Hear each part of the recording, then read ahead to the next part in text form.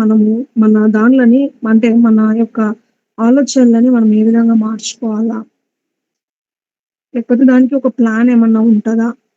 నార్మల్‌గా మనము ట్రిప్‌కెళ్ళటం గాని, లేకపోతే ఎక్కడైనా ఊరికెళ్ళటానికి మనం ఏం చేస్తామంటే కొన్ని ప్లాన్స్ యేసుకుంటాం. లేదా మార్నింగ్ చదువుకోవడానికో, లేకపోతే ప్రేయర్‌కో, లేకపోతే ఇట్లా మనం ఒక ప్రేయర్ కండక్ట్ జేసుకోవడానికి కొన్ని ప్లాన్స్ యేసుకుంటాం. ఆ ప్లాన్ ప్రకారంగా మనం వెళ్తా ఉంటాం. ఒకవేళ కొన్ని కొన్ని టైమింగ్స్ చేంజ్ అయినా దాన్ని సరి జేసుకుంటూ కొన్ని ప్లాన్స్ అయితే యేసుకుంటాం మనం మొత్తానికి.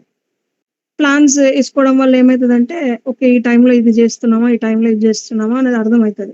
ఏమన్నా పెట్టుకున్నామా, లేకపోతే ఇంకా ఏమన్నా పెట్టుకోవాల్సినటివి ఉన్నాయా అనేది మనకు అర్థమైతది. అందుకోసం ప్లాన్స్ ఏసుకుంటాం. మనకొక్కటేనా ప్లాన్స్ ఉన్నది? అంటే మనం ప్రతిరోజు గడుస్తున్నాం గాబట్టి మనకొక్కటేనా ప్లాన్స్ ఉన్నాయి అంటే, ఇక్కడ రెండో రాజులు 4 అధ్యాయము 1-7 వచనాలు జూసుకుంటే, అంతటా ప్రవక్తల శిష్యులలో ఒకని భార్య నీ దాసుడైన నా పెనిమిటి చనిపోయెను. అతడు యెహోవా యందు భక్తిగల వాడై యుండెనని నీకు తెలియజేసి ఉన్నాను. ఇప్పుడు అప్పులవారు నా ఇద్దరు కుమారులు తనకు దాసులుగా ఉండుటకై వారిని పట్టుకొని పోవుటకు వచ్చి ఉన్నాడని ఎలీషాకు మొరపెట్టగా, ఎలీషా నా వలన నీకేమి కావలెను? నీ ఇంటిలో ఏమి ఉన్నదో అది అది నాకు తెలియజెప్పుమనెను. అందుకామె నీ దాసురాలినైన నా ఇంటిలో నూనె కుండ ఒకటి ఉన్నది. అది తప్ప మరేమియు లేదనెను. అతడు నీవు బయటికి పోయి నీ ఇరుగు పొరుగు వారి యొద్ద దొరకగలిగిన వట్టి పాత్రలన్నిటిని ఏరుపుచ్చుకొనుము. అప్పుడు నీవు నీ ఇంటిలోనికి వచ్చి నీవును నీ కుమారులను లోపల నుండి తలుపు వేసి ఆ పాత్రలన్నిటిలో నూనె పోసి నిండినవి ఒకటి ఒక తట్టున ఉంచుమని ఆమెతో సెలవీయగా, ఆమె అతని యొద్ద నుండి పోయి తానును కుమారులను లోపల నుండి తలుపు మూసుకొని కుమారులు తెచ్చిన పాత్రలలో నూనె పోసెను. ఆ అన్నియు నిండిన తరువాత ఇంకా పాత్రలు తెమ్మని ఆమె తన కుమారులతో చెప్పగా వారు మరేమియు లేవని చెప్పెను. అంతలో నూనె నిలిచిపోయెను. ఆమె దైవజనుడైన అతని యొద్దకు వచ్చి సంగతి తెలియజెప్పగా, అతడు నీవు పోయి ఆ నూనెను అమ్మి నీ అప్పు తీర్చి మిగిలిన దానితో నీవును నీ పిల్లలను బ్రతుకుడని ఆమెతో చెప్పెను. ఇక్కడ ఈమె చాలా అంటే ఆల్రెడీ భర్తను పోగొట్టుకుంది. సేవకుడు ఆయన దగ్గర ఉంచిన వారు ఆల్రెడీ భర్తను పోగొట్టుకుంది. తర్వాత అప్పుల్లో ఉన్నారు. తర్వాత ఆ అప్పుల వలన పిల్లల్ని వాళ్ళ దగ్గరికెళ్ళి బానిసలుగా లేకపోతే వాళ్ళకి పని చేసేవారిలాగా పెట్టుకుంటాము అప్పు తీర్చేదాకా. నార్మల్‌గా అయితే మన దగ్గర అట్లాంటివేం లేవు గానీ, తమిళనాడులో అక్కడంతా చూస్తే ఎవరన్నా అప్పులు అట్లా తెచ్చుకుంటే వాళ్ళ వాళ్ళ ఇంటి దగ్గర ఉన్న ఆడపిల్లల్ని గానీ, వస్తువులు తీసుకోపోవడం మనకు తెలుసు. కానీ అక్కడ ఎట్లా అంటే ఆడపిల్లల్ని తీసుకోపోవడము, లేకపోతే వాళ్ళ ఇంట్లో చిన్న పిల్లలుంటే వాళ్ళని తీసుకుపోయి వాళ్ళతో పనులు చేయించుకోవడం ఇట్లాంటివి చేస్తారు. ఇవి చూసినాం మేము. అట్లాంటివి చేస్తారు. అట్లా వీళ్ళిద్దరి కుమారులని వాళ్ళు తీసుకోపోతాము అని అన్నప్పుడు ఎలీషా దగ్గరికొచ్చింది. ఎలీషా ఏం చేస్తున్నాడు అట్లా పోతున్న టైంలో నేనేం చేయాలా? ఆయన దగ్గరికొచ్చినప్పుడు అడిగితే నేనేం చేయాలా అని అడిగిన. ఆమె చాలా బాధలతో ఉంది. ఒకటి భర్త పోగొట్టుకోవడము, ఇంకోటి ఆహ్, ఆహ్, అప్పులతో ఉండటము, ఇంకోటి పిల్లల్ని తీసుకొని పోయి అనే బాధలో ఉండటం. ఇన్ని బాధలలో ఆమె ఉంటే ఆడ ఎలీషా దగ్గరికొచ్చినప్పుడు ఎలీషా నార్మల్‌గా నాకేం తెలుసు అనే అనే మనమైతే ఒకవేళ మనల్ని అడిగితే మనం ఏం చేస్తాము? మాకే ఇన్ని ప్రాబ్లమ్స్ ఉన్నాయి. నీకేం చేయగలుగుతాం అని అంటాం. లేదా కొంచెం క్లోజ్‌గా ఉన్న వాళ్ళనైతే కొంచెం ప్రయత్నాలు చేస్తాం ఏమన్నా హెల్ప్ జేయడానికి. ఇంకా కొంచెం క్లోజ్‌గా ఉంటే మన దగ్గర ఏమన్నా ఉంటే ఇయ్యగలుగుతాం అంతే. అంతకు మించింది మనమేం చేయలేం. కానీ ఇక్కడ ఈయన చెప్తుందేందంటే నువ్వు పొయ్యి అన్ని గిన్నెలు తీసుకొనొచ్చుకో. ఆ గిన్నెలలో నూనె పోసుకో. అవి తీసి అమ్మేసి అప్పులన్నీ కట్టేసుకో అని చెప్తున్నాడు. అంటే ఇక్కడ ఏంటి అంటే ఆయన ఒక ప్లాన్‌తో వచ్చారు. ప్రవక్త ఒక ప్లాన్‌తో వచ్చారు. దేనికోసం అంటే ఆమెలో ఉన్న పెయిన్‌ని తొలగించటానికి. ఆమెకి చాలా పెయిన్ ఉంది. ఏంటి అంటే భర్త చచ్చిపోవడం ఒకటి, అప్పులు ఎక్కువ అవ్వడం ఒకటి, పిల్లల్ని వాళ్ళు తీసుకుపోవడం ఒకటి. ఇంకోటేందంటే చుట్టుపక్కల వాళ్ళు ఆమెను అనుకోవడము చాలా బాధలో ఉంటదామె. ఆ బాధలలో నుంచి ఆమెకి ఎలీషా ద్వారా ఒక ప్లానొచ్చింది. ఆ ప్లాన్ ద్వారా ఈయన ఏమి సృష్టించలా, ఏం చేయలా. జస్ట్ తెచ్చిపెట్టుకొని దానిలో నూనె పోసి పెట్టుకోండి. అవి తీసి అమ్మేసుకోండి. అమ్మి అప్పులు కట్టుకోండి అని చెప్పినాడు అంతే. అంటే దేవుడు ఏం చేసినాడంటే ఆమెలో ఉన్న పెయిన్‌ని ఎలీషా ద్వారా ఆయన ప్లాన్‌ని ఎగ్జిక్యూట్ చేశారక్కడ.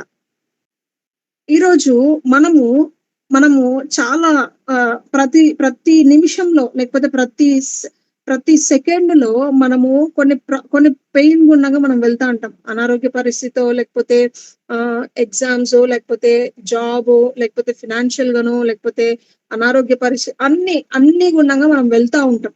కొన్ని టైమ్స్ అయితే మనకు అనిపిస్తది మనము రోజు ప్రార్థన చేస్తూనే ఉన్నాము. దేవుని పనిలోనే ఉన్నాము. ఉపవాసాలుంటున్నాము. ఆయన పరిచర్యనే చేస్తానము. వాక్యాలు ఆయన కోసమే ఆయన అంటే నా లైఫ్‌ని సగం సాక్రిఫైస్ చేసుకున్నాము. ఇట్లాంటివన్నీ మనము అనుకుంటా ఉంటాం. ఇంకోటేందంటే మనం ఇవన్నీ ఇష్టంగా చేసినప్పటికి కూడా మన చుట్టుపక్కల వాళ్ళున్నారు. వాళ్ళేం పొడుస్తుంటారంటే, "నువ్వు దేవుని సేవనే కదా చేస్తున్నావు. ఎందుకు నీకు జరం తెచ్చిపెట్టినాడు దేవుడు? నువ్వు దేవుని సేవనే కదా చేస్తున్నావు. ఎందుకు నీకు యాక్సిడెంట్ జరగాల? దేవుని సేవనే కదా నువ్వు చేస్తున్నావు. దేవుని పరిచర్యలోకి నువ్వు వెళ్తున్నావు.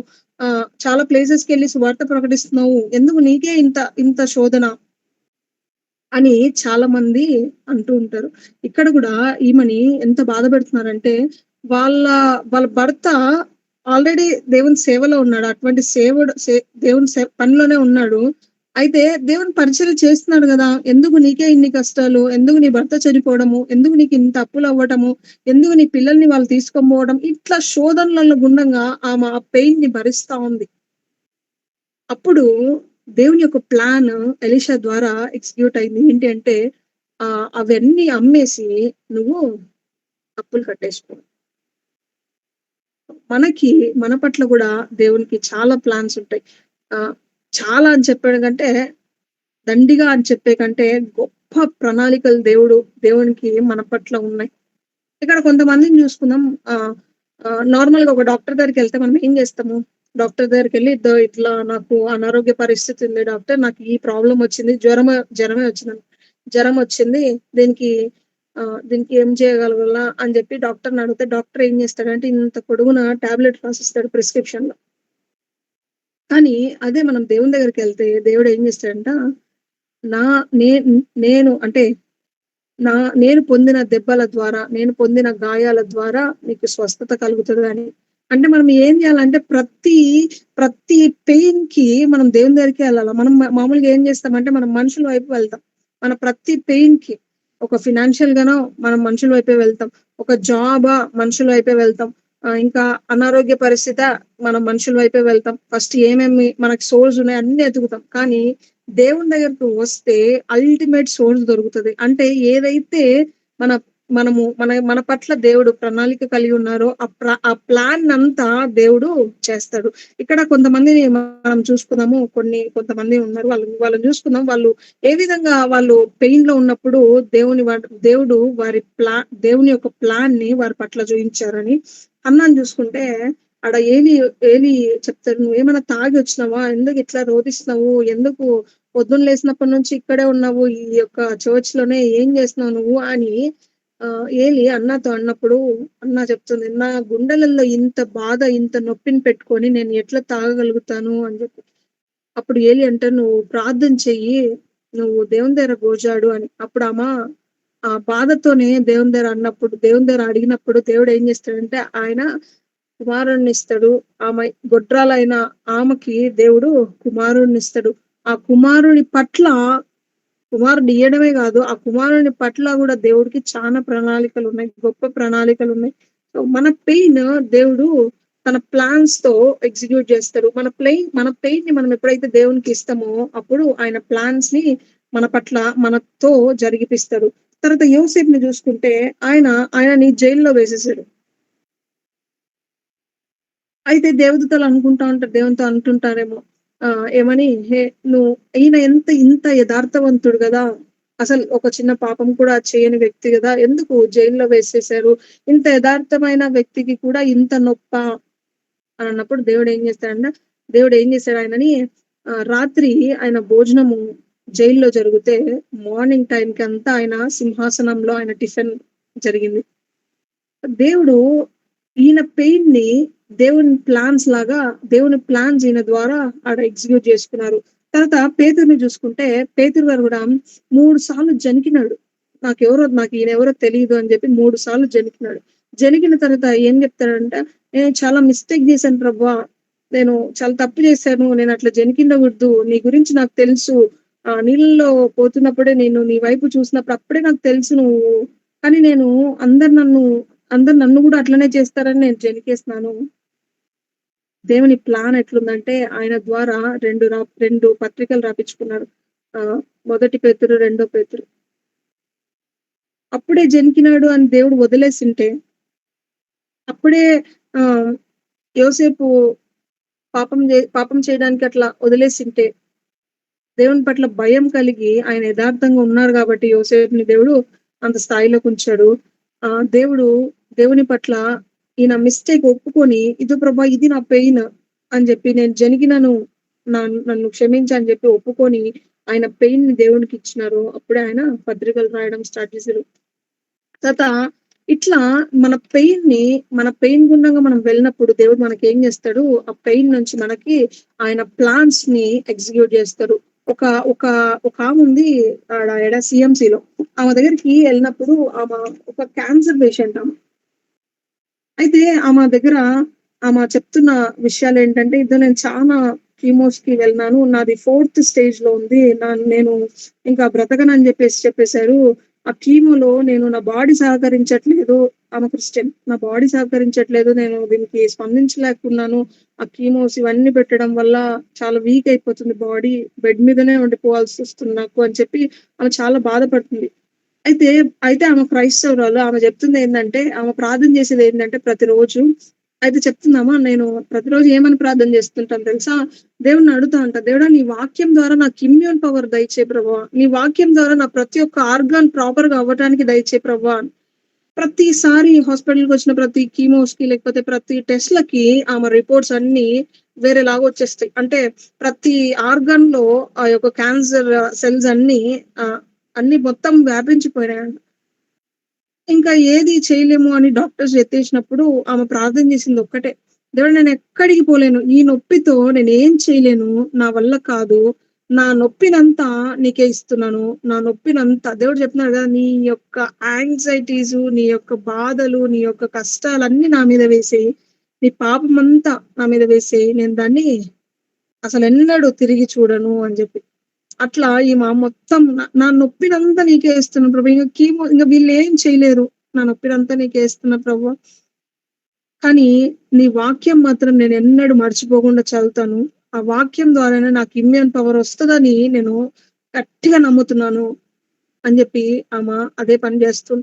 ప్రతిరోజు వాక్యం చదువుతది. ఆమెకి ఎట్లంటే కూర్చొని ఓపిక లేదు. కూర్చొని చదివేంత బెడ్ మీదనే రోజుకి ఆమె ఆరోగ్యము క్షీణించిపోతుంది. కీమోస్ పడడం వల్ల రేడియేషన్‌కి ఉన్న జుట్టు, ఉన్న స్కిన్ అంతా లోపలికెళ్ళిపోతుంది. ఇంకా ఆమె కూర్చొని చదివేంత గూడా లేదు. కానీ వాక్యాల్ని మాత్రం నెమరు వేసుకుంటానే ఉంది. అయితే ఆమె కూతురు పెళ్లి నిశ్చయమైంది. ఆ పెళ్లి ఎట్లా చూసిందంటే ఆమె ఇంట్లో బెడ్ మీద టీవీలో పెట్టుకొని చూసింది. ఏడ్చుకుంటా ఉంది. ఇంత కష్టం వచ్చింది ప్రభువా నాకు. కానీ మాత్రం నీ యొక్క వాక్యాన్ని మాత్రం నేను చదువుతూనే ఉంటా. అస్సలు నేను వదిలిపెట్టను. ఆ వాక్యం నుంచి నాకు ఇమ్యూన్ పవర్ రావాలా, ఎట్లైనా రావాలా అని చెప్పి వాక్యాన్ని మాత్రం వదిలిపెట్టకుండా చదువుతానే ఉంది.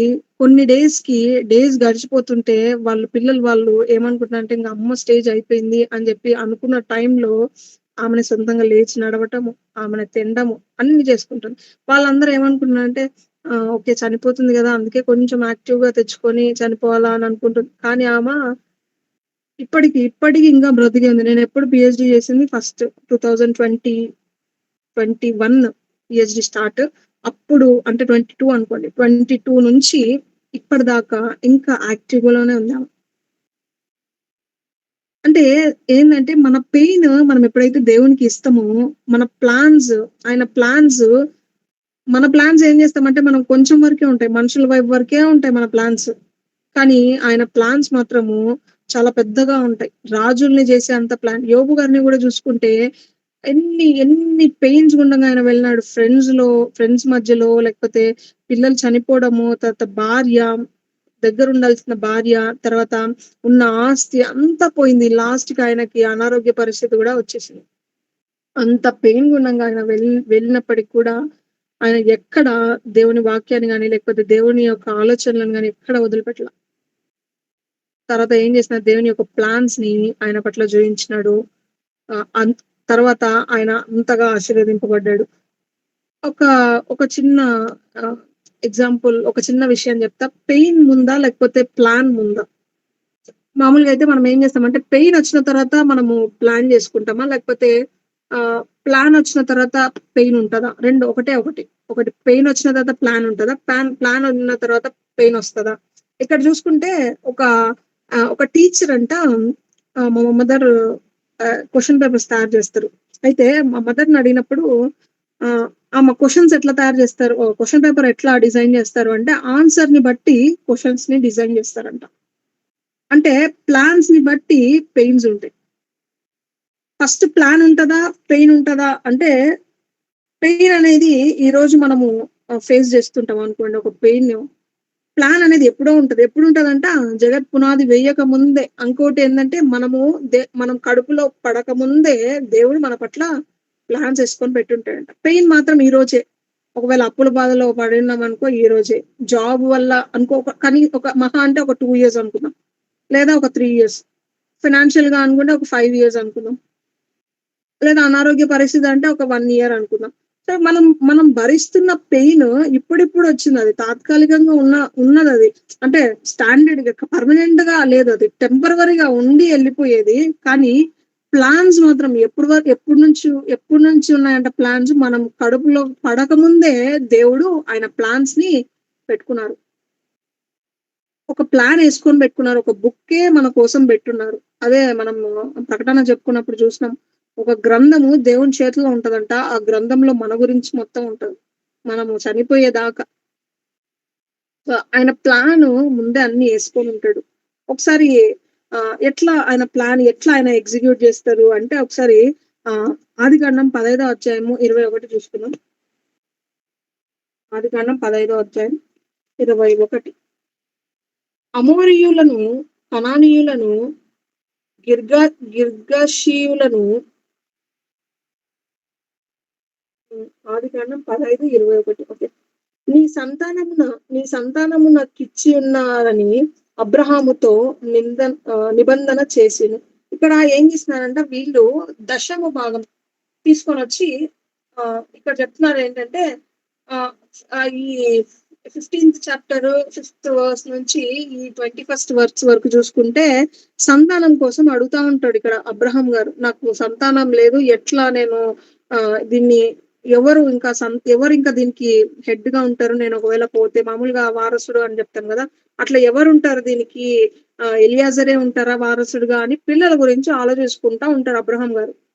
అయితే 14థ్ వర్స్‌లో చూసుకుంటే 14థ్ చాప్టర్ 19థ్ వర్స్‌లో చూసుకుంటే, అప్పుడతడు అబ్రహామును ఆశీర్వదించి, ఆకాశమునకు భూమికిని సృష్టికర్తయును సర్వోన్నతుడైన దేవుని వలన అబ్రహాము ఆశీర్వదింపబడును గాక అనియు, ఇక ఇక్కడ కింద అంతా చూసుకుంటే ఇక్కడ ఆహ్, మెల్కీసెదెకు దశంభాగం ఇచ్చినట్లు ఆయన సంతానం గురించి, ఆయన తరాల గురించి ఆయన దశంభాగం ఇచ్చినట్లు చెప్తున్నారు. దానికంటే ముందుగా హెబ్రీలు చూసుకుందాం. హెబ్రీలు 7 అధ్యాయము 9 వచనం. హెబ్రీ 7 అధ్యాయము 9 వచనం. అంతేకాక ఒక విధమున చెప్పిన ఎడల 10వ వంతులను పుచ్చుకొను లేవియు అబ్రహాము ద్వారా దశమ దశమాంశములను ఇచ్చెను. ఇక్కడ హెబ్రీలో చూసుకుంటే ఇక్కడ ఆయన 4 తరాల దశమ భాగం 4 తరాలంటే అప్పుడు అబ్రహాము పిల్లల కోసం ఆలోచించింది ఎక్కడ 15థ్ చాప్టర్‌లో. కానీ దేవుడు ఆయనని ఆశీర్వదించింది ఎప్పుడు అంటే 14థ్ చాప్టర్‌లోనే ఆయనకి పిల్లల్ని, ఆయన తరాల్ని చూస్తున్నట్లు చూపించినారు. ఏం తరాలంట? లేవి వరకు అంటే 4 సంతానాలు వచ్చినంత అట్లా. అంటే అబ్రహాము అడగక ముందే దేవుడు ఆయన పట్ల ఆయనకి జనములకు తండ్రిగా జేస్తాను. నువ్వు ఇట్లా ఉంటావు అని జెప్పి ముందే ప్లానేసుకొనున్నాడు అబ్రహాం పట్ల. సో, మన పట్ల దేవుడు ముందే ప్లానేసుకుంటారు. మనం ఏం జేస్తామంటే ఈ పెయిన్స్ వల్ల మనము దేవుని దగ్గరికి పోలేకున్నాం. దేవుని ప్లాన్స్ ఏంటివో ఈ పెయిన్స్‌ని అంతటిని నింపేసుకొని, దేవుని ప్లాన్స్ ఏంటివో ఆయన ఎట్లా అది మన మన మన ద్వారా దానిలని ఎగ్జిక్యూట్ జేసుకోవాలనుకుంటున్నాడు, ఎట్లా దాన్ని నెరవేర్చుకోవాలనుకుంటున్నారు, అది ఆప్షనే ఇయ్యలేకున్నాం మనం దేవునికి. ఎందుకు అంటే మనము మొత్తము పెయిన్‌తోనే నింపేసుకున్నాం. ఒక బాటిల్‌లో మొత్తము రాళ్ళని లేకపోతే ఇసుకని నింపేస్తే ఇంక మిగతాది నింపడానికి ఇంకేముంటది? ఏముండదు. అట్లా మనం పెయిన్‌తోనే మొత్తం నింపితే ఇంకా దేవుని యొక్క ప్లాన్స్ ఎట్లా మన ద్వారా ఎగ్జిక్యూట్ అవుతాయి? అవ్వలేవు. ఎందుకంటే ఆ పెయిన్స్‌తోనే మనం ఉంటాం. ఇక్కడ ఇంకొకటి చూసుకుంటే ఆదాము, అవ్వని చూసుకుంటే అంటే దేవుడు అంటే పెయిన్ ముందా? లేకపోతే ప్లాన్ ముందా? అనే విషయం గురించి చెప్తున్నా. ఆదాము, అవ్వలను చూసుకుంటే ఆజ్ఞ అతిక్రమమే పాపము అనేది వాళ్ళొచ్చిన తర్వాత లేకపోతే వాళ్ళు చేసిన పాపం చేసిన తర్వాత ఇవన్నీ జరిగినాయి. కానీ రెవల్యూషన్స్ చాప్టర్ 13:8 వర్స్‌లో చూసుకుంటే అక్కడ ఏం చెప్తున్నాడంటే జగత్ పునాది వేయబడం ఒక్కసారి చూసుకుందాం. 13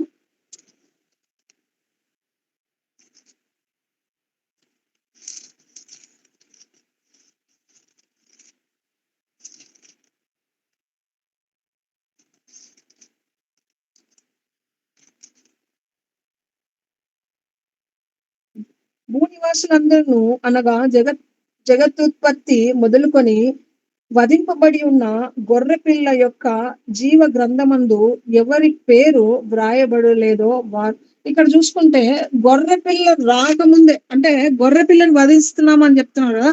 గొర్రెపిల్ల జగతుత్పత్తి అంటే ఏంటి అంటే ఇంకా భూమి ఇంకా గాలి ఇంకా ఇవన్నీ ఇంకా సృష్టించక ముందే గొర్రెపిల్ల యొక్క రక్తాన్ని అక్కడ పెట్టున్నారంట. ఎందుకు అంటే మనం చేసే పాపాలకి విరుగుడు. లేకపోతే మనం చేసే దానికి మనము మనం చేసే పాపానికి సొల్యూషన్. అక్కడ ఆల్రెడీ ఒక గొర్రెపిల్ల ఉంది. ఇక్కడ ఆదామవ్వలు పాపం చెయ్యక ముందే ఎప్పుడొచ్చినారు ఆదామవ్వలు? సృష్టి అంతా సృష్టించబడిన తర్వాత ఆదామవ్వలు వచ్చినారు. దాని తర్వాత కొన్ని డేస్ అయిన తర్వాత వాళ్ళు పాపం చేయడము అట్లా పాపం అనేది వచ్చింది. కానీ పాపం రాకముందే జగతుత్పత్తి అంటే ఇంకా భూమి అవన్నీ రాకముందే ఒక గొర్రెపిల్లని ఇవన్నీ చేసినాక కదా గొర్రెలు ఇవన్నీ వచ్చినాయి. కానీ భూమి ఇంకా రాకముందే రక్తాన్ని కార్చి ఉంచినారట. ఎందుకు అంటే మన పాపాలకి సొల్యూషన్ అక్కడ ఉంది కాబట్టి. ఆ యొక్క రక్తంలోనే మనకి రక్షణ ఉంటది కాబట్టి. సో, ప్లాన్ ముందా? పెయిన్ ముందా? అంటే ప్లానే ముందు. ఆయన ప్లాన్సే ముందున్నాయి. మన పెయిన్స్ ఏంటివంటే కొంచెం టైం వరకే ఉంటాయి. కొంచెం కొంచెం ఈ కొంచెం టైంని మనం గట్టెక్కితే అదే చెప్తున్నారు శోధనలు కొంచెం వరకే ఉంటాయి. లిమిట్స్ వరకే ఉంటాయి. నువ్వు ఆ శోధనలు దాటితేనే నీకు ఏదైతే దేవుడు ఏర్పరుచున్నారో అది మాత్రం పొందుకోగలుగుతాం. ఆ గేట్ ఉంటదంట. ఒక విజువల్ చూస్తే ఒక గేట్ ఉంటది. ఆ గేట్ వెనకాల మనము శోధనతో పోరాడుతుంటాం. కానీ ఆ గేట్ బయట దేవుడు అంటే మనం దేని గుండంగా మనం దేవుడిని అడుగుతున్నామో దానికి సొల్యూషన్ అక్కడ ఉంటది. ఎగ్జాంపుల్ ఒక జాబ్ కోసం ఎతుకుతున్నాం అనుకోండి. కానీ చాలా ఇంటర్వ్యూస్ ఫేస్ చేసి లేకపోతే చాలా ఒక పెళ్లి గురించే చాలా సంబంధాలు చూసి ఇంక విసిగెక్కి ఆ శోధనలో గుండంగా మనం వెళ్తుంటాం. ఇంక పెళ్లి కాదా ఇంక అందరిని తిట్టుకుంటూ ఉంటాం మనం. కానీ ఆ గేట్ ఉంటది గదా! ఆ శోధనలు జయించుకొని పోయిన తర్వాతనే దేవుడు ఎవరినైతే ఏర్పరుచున్నారో వాళ్ళని శ్రేష్టమైన దాన్ని దేవుడిస్తారంట. ఆ శ్రేష్టమైనది పొందుకోవటానికి ఈ శోధనలన్నీ ఉంటాయి. వివాహం ఒకటే కాదు. గర్భఫలమైనా లేకపోతే ఆహ్, మనకి తెలిసిన జాబ్ అయినా, ఆరోగ్యమైనా ఇవన్నీ గూడా మనం శోధనల గుండంగా వెళ్తూ ఉంటాం. వెళ్ళినప్పుడు మనం దానికి నాకు దేవుడున్నారు. నమ్మదగిన దేవుడు. నన్ను చెయ్యి ఎప్పుడు వదిలిపెట్టడు. ఆయన పట్టుకొనే ఉంటాడు. నన్నింక విడిచిపెట్టడు. నా పెయిన్స్ అన్నీ నేను దేవుడి మీద వేస్తాను. సో, ఆయన ప్లాన్స్ నా పట్ల జరుగుతది అని మనం ఎప్పుడైతే ఉంటామో, ఆ గేట్ దాటి బయటికెళ్ళగలిగే పరిస్థితి దేవుడు మనకు తీసుకొనొస్తాడు. లిమిట్స్ వరకే పెడతాడంట. నువ్వెంతైతే ఆహ్, దాన్ని జయించుకోగలుగుతావో అంత మాత్రమే పెడతాడు. నీ ప్రాణం తీసేంత పెట్టనని చెప్తున్నాడు దేవుడు. కానీ మనం ఏం చేసుకుంటామంటే, ఆ కొంచెం శోధనలు తట్టుకోలేక సూసైడ్‌లు, ఇంకా కోసుకోవడాలు, ఇంకా హాస్పిటలైజ్డ్ అవ్వటాలు ఇవన్నీ చేసుకుంటా ఉంటాం. దేవుని వైపు వెళ్ళడానికి మాత్రం మనకి మనసు రాదు. చెప్తున్నాడు కదా దేవుడు, "మీరు నా దగ్గరికి రండి. ఒక్క అడుగు నా దగ్గరికేయండి. 100 అడుగులు వేయటానికి నేను మీతో ఉంటాను." ఈ మధ్య చాలా రీల్స్‌లో చూపిస్తుంటారు. చిన్న చిన్న యానిమేషన్స్‌తో, గొర్రెపిల్ల యానిమేషన్స్‌తో పెట్టి దేవుడు కొంచెం దెబ్బ తాకితేనే ఆ పెయిన్ తట్టుకోలేక గొర్రెపిల్ల ఏడుస్తుంటే దేవుడు వెంటనే వచ్చేస్తాడు ఆ గొర్రెపిల్ల దగ్గరికి. ఎందుకు పెయినొచ్చి దేవుడు రావాలా? పెయిన్‌కి అంటే ముందు దేవుడొచ్చి ఆ పెయిన్ జరగకుండానే చేయొచ్చు గదా! అంటే ఆయన ప్లాన్స్ వేరే ఉన్నాయి గదా! మనం పెయిన్‌లో ఉన్నప్పుడే మనం దేవుడిని గుర్తు చేసుకుంటాం. మనం పెయిన్ రాలేదనుకో, ఇంగ మనం రోజు డైలీ మామూలు మనం ఏం చేస్తా ఉంటామో అది చేస్తా ఉంటాం. ఇంగ దేవుడు గుర్తురాడు. అదే చెప్తున్నా, డబ్బులున్నప్పుడు ఇంగెవ్వరు గుర్తురారంట. అంత ఆనందంగా ఉన్నప్పుడు ఎవ్వరు గుర్తురారు. అసలు దేవుడే గుర్తురాడు ఆనందంగుంటే. బాధలలో, అనారోగ్య పరిస్థితులలో, లేకపోతే మనకేదన్నా సమస్యలున్నప్పుడు, అప్పుడు ఇంగ దేవుడు గుర్తొస్తాడు. అప్పుడు ఎన్ని ఉపవాసాలుంటామో, ఎన్ని ప్రార్థనలు చేస్తుంటామో, అప్పుడు కావాలి దేవుడు మనకి. దేవునికి మన పట్ల ప్లాన్స్ ఎట్లుంటాయంటే, చిన్నగా ఉండవు. ఒక క్వెషను ఎంతుంటది? ఒక లైన్ లేకపోతే 2 లైన్స్ ఉంటాయి. కానీ దాని ఆన్సర్ మనం ఎన్ని రాస్తాం? ఒక ఎస్సే క్వెషన్ అనుకోండి. ఎన్ని రాస్తాం? 150 లైన్స్ లేకపోతే 100 లైన్స్ రాస్తాం. మన పెయిన్ ఒక చిన్న లైనే. ఒక చిన్నదే మన పెయిన్. కానీ దేవుని ప్లాన్స్ ఎట్లుంటాయంటే, ఎస్సే రూపంలో ఉంటాయంట ఆయన ప్లాన్స్. ఈరోజు ఇది, నేను నిన్ను ఇట్లా అనుకున్నాను. ఇట్లా చేస్తున్నాను నేను నిన్ను అని ప్లాన్స్ అన్నీ ఏసి పెట్టుకున్నాను. ఇట్లా చేస్తే నువ్వు ఇట్లా పోతావు. అందుకే నిన్ను ఆడికి పంపించను. ఇట్లా పంపిస్తా అని కొన్ని ప్లాన్స్, కొన్ని ఆర్ట్స్ అన్నీ యేసుకొని పెట్టుకొనింటాడు దేవుడు మన గురించి. మనకేం గావాలంటే, ఆహా! మనకి ఇన్‌స్టంట్‌లోనే గావాలా. ఆ పెయిను ఇప్పుడొచ్చింది వెంటనే ఎవరో ఒకరు వచ్చి మనకు అట్లా అంతా ఆయన ప్లాన్స్ వేరే ఉంటాయి. అదే చెప్తున్నా గదా! నా ప్లాన్స్ చాలా వేరుగుంటాయి. చాలా గొప్పగా ఉంటాయి. ఒక చిన్న పిల్లోడు ఆహ్, చిన్న పిల్లోడు గాదు, బెనెట్ ఏం చేసినాడంటే బ్యాగ్‌లో చాక్లేట్ పెట్టున్నాడు, ఒక చాక్లేట్. ఏందబ్బా! నా చుట్టూ తిరుగుతున్నాడు వాడు అనుకున్నా. ఏంది నా చుట్టూ తిరుగుతున్నాడు అంటే, బ్యాగ్‌లో చాక్లేట్ ఉంది. ఆ చాక్లేట్ నాకియ్యి అని చెప్పి చెప్తున్నాడు. నాకర్థం కావట్ల అది. ఆ నా చుట్టూ తిరుగుతున్నాడు. బ్యాగ్ చుట్టూ తిరుగుతున్నాడు. బ్యాగ్ ఎక్కడ పడితే అక్కడ. ఎందుకు వాళ్ళ డ్యాడీ చూస్తున్నాడు ఆడు చాక్లేట్ తినకూడదని వాడు. అయితే నా బ్యాగ్‌లో పెట్టున్నాడు. అది ఇస్తేనే ఇంక హ్యాపీ అయిపోయినాడు. ఇక్కడ ఏంటి అంటే, ఇక్కడ ఇది మన మన దాంట్లోనే మనం అర్థం చేసుకోవాల్సిందేంటంటే, దేవుడు మన హృదయంలో ఆయన ప్లాన్స్‌ని పెట్టేసినాడు ఆల్రెడీ. ఎప్పుడైతే అవి ఎగ్జిక్యూట్ అయితాయో, ఎప్పుడైతే బెనెట్‌కి నేను చాక్లేట్ తీసి ఇస్తానో, అప్పుడే వాడు హ్యాపీ అయితాడు. ఎప్పుడైతే ఆ ప్లాన్స్‌కి మనం సహకరిస్తామో దేవునికి ఎగ్జిక్యూట్ చేయటానికి, ఓకే ప్రభా! నీ ప్లాన్స్ ఇప్పటి వరకు నేను ఇన్ని ఇయర్స్ నేను ఖాళీగానే ఇన్ని ఇయర్స్ అసలు ఈ ఆలోచనే నాకు రాలేదు. ప్రతిరోజు నేను పెయిన్ గుండంగానే వెళ్ళినాను. ఇదో నా ఆలోచనలని, లేకపోతే నన్ను నేను మొత్తానికి నీకు సమర్పించుకుంటున్నాను. నీ ప్లాన్స్ ఎట్లా ఎగ్జిక్యూట్ అవ్వాలనో లేకపోతే ప్రతి అడుగులో నువ్వు నాకు చూపించు అని మనం ఎప్పుడైతే దేవుడిని అడుగుతామో, అప్పటిదాకా దేవుడు మన చుట్టే తిరుగుతా ఉంటాడు. ఎప్పుడు నువ్వు ప్లాన్ ఎగ్జిక్యూట్ చేస్తావు? ఎప్పుడు నువ్వు ప్లాన్ ఎగ్జిక్యూట్ చేస్తావు అని. కానీ మనం మాత్రం మన పెయినే మనకు అవసరం ఫస్ట్. ఆ పెయిన్‌లోనే మనం ఉంటున్నాం. మనం ఎగ్జిక్యూట్ జే ఇంగ అసలు ఈ చెప్తున్నాడు గదా! ఈ పెయిన్ చాలా టెంపరవరీ. కానీ మన పర్మనెంట్ ఏంటి అంటే, దేవుని యొక్క మన పట్ల దేవుడు పెట్టిన గొప్ప ప్రణాళికల్ని మనం అస్సలు చూడట్ల. అసలు ఆ చుట్టుపక్కల గూడా మనం లేము. ఇంత గొప్పగా దేవుడు మనల్ని ఆలోచిస్తున్నాడు. ఇంత గొప్పగా దేవుడు మన గురించి ఆలోచిస్తున్నప్పుడు, మనం మాత్రము ఆ పెయిన్ దగ్గరే మనం ఉండిపోతున్నాం. యోబు గారికి కొంచెం పెయిన్ ఆయన తట్టుకున్నాడు గాబట్టే దేవుడు అంత స్టేజ్‌లో ఆయనను ఉంచినాడు. యోసేపు ఆ కొంచెం పెయిన్ ఎంత ఈజీగా చేయొచ్చో ఆ పాపం ఇంకోటి అమ్మాయి పిలిచింది రాజు గారి ఆమె పిలిచింది ఎంత ఈజీగా పాపం జేయొచ్చాయన. ఆ సుఖం అనుభవించొచ్చు గదా! ఎందుకు ఆయన తప్పించుకొని ఎళ్ళిపోయినాడు. ఆ పెయిన్ నుంచి, ఆ బాధను, ఆ యొక్క ఎంజాయ్‌మెంట్ నుంచి తప్పించుకొని పోయినాడాయన. ఎందుకంటే దేవుని ప్లాన్స్ వేరే ఉన్నాయి ఆయన పట్ల. అంత పెయిన్ ఉన్నప్పటికీ ఎప్పుడైతే మనం అంత పెయిన్‌తో మనం బాధపడుతూ, మన పెయిన్స్ అన్నిటిని దేవుని మీద ఏస్తే, ఇదో ఇది గాదు. నువ్వు దీనికోసం గాదు అసలు బాధపడొద్దు. నేను దీనికోసం గాదు నిన్ను ఏర్పరచుకుంది. దీనికోసం కాదు నేను నిన్ను ఇంత నా అసలు మనుషులకి వేరుగా నేను నిన్ను చేసుకుంది. నీ పట్ల నాకు చానా ప్రణాళికలున్నాయని దేవుడు మనతో చెప్తున్నప్పుడు మనము ఆయనకు సహకరించాలి. ఇప్పటి వరకు చేసినవన్నీ చాలు, చాలు ప్రభువా! నేను దీనికి ఎండ్ జేస్తున్నాను. అసలు పెయిన్ వైపు నేను చూడను. నీ యొక్క ప్లాన్స్ వైపే దాన్ని ఎట్లా ఎగ్జిక్యూట్ చేయాలా అనే ఆలోచన వైపే నేనుంటాను అని ఈ రాత్రికాల సమయంలో మనము ప్రార్థన చేసుకున్నాం. ఇప్పటి వరకు చేసినది చాలు ప్రభువా! ఇంకా మీదట నీ యొక్క గొప్ప ప్లాన్స్‌ని లేకపోతే గొప్ప ప్రణాళికల్ని నేను ఎగ్జిక్యూట్ చేయడంలో నేను ముందుంటానని చెప్పి మనము రాత్రికాల సమయంలో ఒక తీర్మానం తీసుకున్నాం. దేవుని దగ్గర ఇవన్నీ మనము ఎగ్జిక్యూట్ చేయటానికి మనం ఎన్నో ప్లాన్స్ యేసుకుంటాం. మన ప్లాన్స్ చాలా చిన్నవి. పిల్లలు పుట్టడానికి ఒక ప్లాను, పెళ్లి జరగడానికి ఒక ప్లాను, పెళ్ళికి ఎంతమందొస్తారని ఒక ప్లాను, తర్వాత జాబ్‌కి ఇన్ని ప్లాన్స్, పిల్లలు పుట్టిన తర్వాత వాళ్ళని ఎట్లా పెంచాలా అని ప్లాన్స్, పెళ్లి తర్వాత ఎట్లుండాలా అని ప్లాన్స్, జాబొచ్చిన తర్వాత ఆ సాలరీని ఎట్లెట్లా అన్నీ పంచుకోవాలా ఈఎంఐస్‌కి ఇట్లా అన్ని మన ప్లాన్స్ వేరే. అవన్నీ గూడా చిన్న చిన్న ప్లాన్సే. కానీ మన పట్ల దేవుని ప్లాన్స్ చాలా గొప్పవి. సో, ఆ ప్లాన్స్‌ని మనం ఎగ్జిక్యూట్ జేయాలంటే మనము దేవునికి దగ్గరగా ఉంటేనే అవన్నీ ఎగ్జిక్యూట్ అవుతాయి. దేవునికి సమీపంగా ఉండి మనం ఇవన్నీ అడుగుదాం. ప్రార్థన జేసుకుందాం. ఎవరైనా వాక్యం పట్ల ప్రేరేపింపబడిన వారు ప్రార్థన చేయమని